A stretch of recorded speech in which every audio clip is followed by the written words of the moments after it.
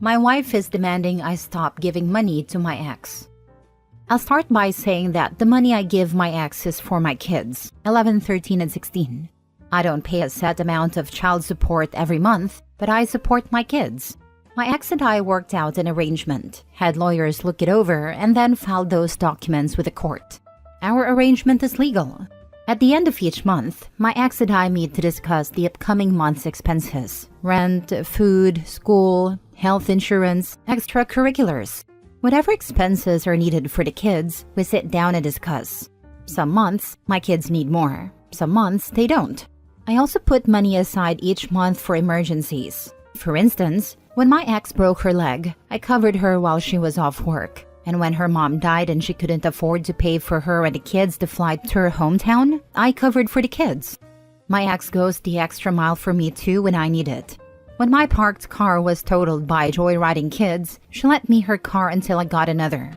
Or when my wife and I had to isolate during the pandemic due to COVID, my ex did our shopping for us and even brought over some home-cooked meals. This is the type of co-parenting relationship we have, and I'm not willing to change it. It works for us, and more importantly, it works for our kids. My wife has 2 kids, 16 and 18, and her relationship with her dad is toxic. They can't be around each other without getting into arguments. Both she and her ex blame each other for the end of their relationship, and neither is willing to set aside their issues for the kids. Early on in our relationship, my wife tried to involve me, but I told her that wasn't happening. Her kids love their dad as much as they love their mom, and I didn't want to make an enemy of a man I didn't know. Now that I do know him, I see he's a good guy.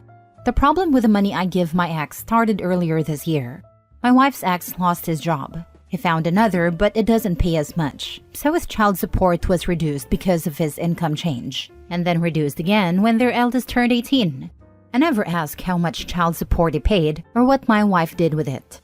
I saw it as something between her and her ex, just like the arrangements I have with my ex is between her and me. The kids were taken care of, they didn't lack anything, and she never asked me to cover anything for them besides what I would normally pay for as their dependents under my roof. I didn't need to know more than that, but now she says she's not getting enough and doesn't have enough for things like getting her hair done, spa days, her insurance, phone, and putting gas in her car. She wants me to cover these things. I have a set amount of money coming in each month, and every dollar is accounted for. I pay for my kids, my mortgage, my bills, food, insurances, and everything I need to pay. That's a lot of money going out each month. I don't have much left for savings once that's all gone. But my wife wants what's left, and she wants me to cut back on what I give my ex. What I don't understand is, where's her money? She works part-time, still gets support from one child, and doesn't contribute financially to the household, except for takeout dinners she brings home once or twice a month. So, where is her money? We've been fighting for months about money. I view her demands to cut what I give my ex as her wanting to take from my kids. She used to have a great relationship with my kids, but now she treats them as though they're obstacles to getting what she sees as rightfully hers. I've told her repeatedly over the past few months that I'm not going to let my kids go without, so she can get her nails done. In our last argument, she told me my attitude needed to change, that I need to start putting her first, or she'd consider whether or not she wants to remain married to me. In anger, I told her to call her lawyer after she moves the heck out of my house. Am I in the wrong here? Am I the a-hole? Sounds like she needs to work full-time if she's broke. And being a product of a broken home, I want to say good for you for being what sounds like a wonderful co-parent. It makes such a difference to children when they see their parents working together. Her youngest is 16. Why is she still working part-time? And what happens when that child turns 18 and the child support ends? Will she make even more demands? OP needs to shut this nonsense down now.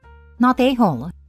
So you witnessed this toxic game playing with the ex, and this lack of putting her children first, and thought, wow, I want to tie myself to this woman. What a catch. Now this absolute peach wants to destroy your frankly ideal co-parenting relationship and have your children go without for her personal gain? Yeah, no. You're the a-hole for marrying this example of poor decisions, but not the a-hole for being unwilling to cave other demands. I'm imagining how unpleasant your children's experiences with her and how it never had to be that way. Get the damn divorce and be more selective about who your children are forced into relationships with. Next story. Am I the a-hole for calling my girlfriend childish and telling her to leave after she intentionally destroyed a gift that I got from my little sister? My girlfriend Megan and I live together. She had a fight with her parents and asked if we could move in together, so we did. Not too long ago, I had to take my little sister in. I can't disclose much except to say that I was her only option. When Megan and I discussed my sister moving in, Megan didn't like the idea. She mentioned that I was too young to take on such a responsibility, questioned what would happen when we eventually have our own kids, and noted that our place was too small. However, she didn't outright say she had a major issue with it. I obviously couldn't turn my back on my sister, so I went ahead with it despite Megan's reservations. Although my sister has always been friendly to Megan from the moment they met, Megan remains indifferent, which sucks because my sister really admires her and enjoys talking to her. I just thought maybe they don't connect because of my sister's age. A month ago, I bought my sister a Nintendo Switch since she's always wanted one and all her friends have one. I felt she deserved it because she does well in school, helps with chores, and is generally well behaved. She loved it and has been taking good care of it. Megan wasn't happy when I bought it. She actually sulked. Megan would borrow the Switch incessantly, and my sister never said no, maybe because she felt pressured. But Megan would use it so much that it felt like it belonged to her. My sister never complained. She would just patiently wait for her turn. Sometimes Megan would use it even when my sister was at school, saying she gets bored when I'm at work. All this made me uncomfortable, so I asked Megan to please cut back on using the Switch, as it was a gift from my sister. Megan agreed, but was clearly upset and gave us the silent treatment for the rest of the night. Last week, when I came back from picking up my sister from school after work, we found her Switch broken. And that's putting it lightly. It looked deliberately smashed. My sister was devastated. When I asked Megan what had happened, she told us she accidentally dropped it, but it was obvious she was lying. When I pointed out her behavior and at times she seemed to have an issue with my sister, she got annoyed and told me everything was fine until my sister moved in. I called her childish and asked her to please pack her bags and go back to her parents' house because I needed space and time to think. This only made her more annoyed, but she eventually left. Last night, her best friend texted me to tell me that I was an a-hole for kicking Megan out, especially knowing how rocky her relationship with her parents is. Does this make me an a-hole? Not the a-hole. She sounds vindictive. You deserve better. She is, and to think I thought we had a future together. She should pay to replace the Switch. She is unemployed. I'm the one who is paying rent, bills, and everything else. Not the a-hole. She isn't your wife. She does not get a say in your decision to take your sister in. And she is quite frankly a despicable person for bullying and intentionally hurting an 11-year-old who looks up to her. On top of that, she sounds like a terrible partner too. You work and let her live rent-free, and she does nothing all day but play on a Switch and bully your sister? And look at that. The first time you stand up to her BS and she already ran to her friend vilifying you. Dump her like radioactive waste and tell her friend to eat glass. If she cares so much, she can take on the insufferable burden that is your ex. I spoke to her beforehand to let her know so as to not take her by surprise. I was really taken back by her reservations, but decided to give her the benefit of the doubt. Not everyone welcomes change easily, and she is an only child who doesn't understand what it's like to have siblings. But I see now that she is not a very nice person, because who would have an issue with an 11-year-old that looks up to you and is just happy to be in a stable environment, and to go as far as destroying something that she cherished and then lying about it? She just seems unstable, and I don't want her around my sister anymore. She wouldn't survive living with her friend. She always trash talks her, shaking my head. Last story. Am I the a-hole for being happy that karma is getting my ex-husband tenfold? I'm 31 female and my ex-husband is 33 male. We were married for 7 years. I was naive back then and didn't know who I was marrying. So in part, it feels like my fault for not being more vigilant or walking away much sooner. As we all know, there are two sides to every story, but those were the most miserable 7 years I ever had. Between his drinking, poor financial habits, and his constant disregard for me and our inability to communicate, I was not having a good time. There were days I'd have full mental breakdowns, and he would mock me or try to diminish who I was as a person during those episodes. He thought very highly of himself, to the point that many people who know him believe he's an actual narcissist. If you've ever dated or been married to one, then you know the emotional warfare they put you through. He would make me second-guess myself in arguments or daily conversations that I started to believe my memory was glitching. Whenever I tried to discuss him not drinking, he'd give me ultimatums about how much he should be allowed to drink, or he'd tell me I could leave if I didn't like it. I could never discuss finances with him because it always led to a big fight. Eventually, I stopped bringing it up, but we would still be in constant financial crisis month to month, even though we both had decent-paying jobs. I go out to pay for groceries he knew I was getting, check our bank account in the morning, and then by the time I'd get to the store, my card would decline. Every week, our account would be negative by hundreds. It got so bad he took out loans without my knowledge, opened credit cards, and financed things without communicating with me. Between his drinking, vaping, buying takeout instead of eating leftovers or packed lunches, loans, financing, and credit cards, we never had money. He was very verbally abusive too, and used various tactics to wear me down. From talking to me like a child when I was upset, to pushing me into a corner even when I asked to take a break from the conversation, to blowing up or acting tactfully calm to push me to my limit until I exploded. It was exhausting trying to talk to him about anything because I never knew how he would react. Don't get me started about sex. He was not nice or loving person when it came to intimacy. He was very coercive and pushy for years, despite me telling him multiple times that I struggled with intimacy due to traumatic experiences as a child and teen. The more he pressured or guilted me, the harder it was for me to feel any desire. I started feeling like something was wrong with me. When I was alone, I'd cry and ask myself why I couldn't be like other women. I was attracted to him, but it was challenging for me. He would take it personally and say things like, "Husbands and wives need to be intimate, or it's not going to work out." There was hardly ever any foreplay or warm-up for me. Sometimes I just let him do what he wanted so I could be left alone afterward. It never felt loving or comfortable. He would berate me for seeking advice from friends or family. It ticked him off to no end when I reached out to people who cared about me, accusing me of talking trash about him. Always playing the victim, or running off to tell everyone our business because that's what you do best. In his eyes, I couldn't talk to anyone about our business except him, or I was defying him or making him look bad.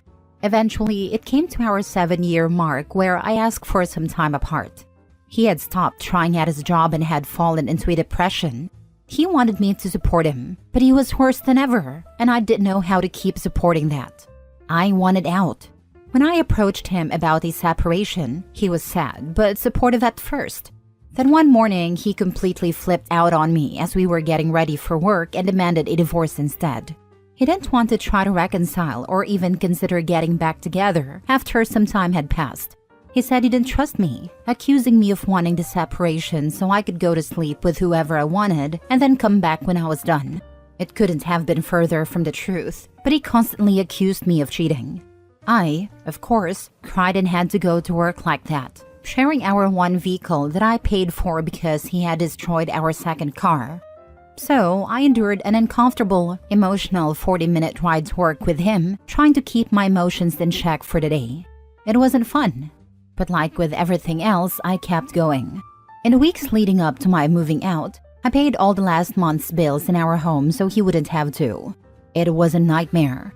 He would go from regretting me leaving to threatening me, cussing me out late at night over the phone, to being calm and forgiving again. Soon he revealed that he had slept with a coworker he was friends with while we were still married.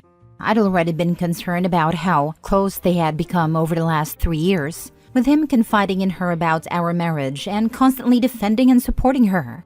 I wasn't surprised, but I was still angry when he used it to rub my nose in it. Mind you, our divorce hasn't been finalized, and I had only moved out a few weeks earlier, leaving him with almost everything except my car. This relationship didn't work out. Shocking, I know, which led him to try coming back months later. When I denied him and made it clear it was over, he freaked out. He stalked my house, threatened me, harassed my family, and eventually I had to call the police on him. Since then, he got a better job, bought his own car, and planned to move out of our old house. He rubbed his new job in my face and told me he'd be fine without me. Recently, I heard he got his car repossessed, was evicted from our old house before he could move, lost his fancy job, and now lives with a roommate somewhere I don't know. On top of that, Aaron's, a furniture financing store, called me because somehow I'm still listed as one of his contacts. They were trying to reach him before taking him to court for theft because he hadn't paid a cent and moved without informing them. After all he put me through, I laughed myself silly. But a small part of my conscience still feels bad for him because he was someone I loved and spent many years with. Though in the end, he did me the biggest favor I could ever ask for by telling me he wanted that divorce. Thank God. Question. You listed a mountain of bad things that he did to you and then you say that he didn't try to reconcile with you, as though you wanted him to? Back then I did, but since being without him and going to therapy, I strongly recognize how unhealthy that was for me. Fully leaving an abusive relationship can be extremely hard when you feel weird attachments to the person. You're not the a-hole for feeling relief and even joy at his misfortunes. After enduring so much emotional turmoil, it's natural to feel that karma is finally catching up with him. You deserve to celebrate your freedom and the closure that comes with it. Your happiness is valid. Honestly, if joy were a crime, you'd be serving life without parole right now after all that emotional roller coaster. You deserve to ride this wave of happiness like it's the last ride of an amusement park OP. You didn't love him, you loved who he fooled you into believing he was. He was never that loving person. It was a mask, and after he had you, he took off the mask. What he did was deliberate and calculated, for his amusement and gain. Stop feeling any guilt, please. Not the a-hole. This is a good point. I definitely felt tricked for a long time and found myself arguing with him in terms of who he was when we first met, versus who he became shortly after getting married. It was always the way he truly was, and I couldn't see it. Small edit/update. I have since gotten an incredible job, a new car, and I live on my own. For years, he made me feel like I could never do it, that I wouldn't be able to stand on my own 2 feet without him or ever be independent. I was wrong to believe him back then, and he was wrong to underestimate me. I did not expect so much positive outreach, so thank you for that, everyone. It has been a roller coaster and a journey for me, but having so much support is such a beautiful thing.